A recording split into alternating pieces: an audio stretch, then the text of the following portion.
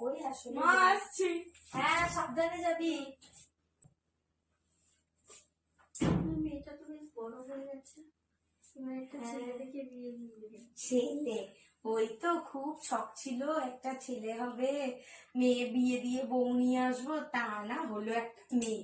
এখন বিয়ে দিয়ে লোকের বাড়ি পাঠাতে হবে, আর পারি না জানেন, এই বয়সে আর পারি না সংসারে কাজ করতে। একটা বউ এলে তো কাজ বাজ করতো, তা না হলো একটা কি মেয়ে। এখন আর মানে বউ আনা হবে না, আর উনি চলে যাবেন লোকের বাড়ি বউ হয়ে।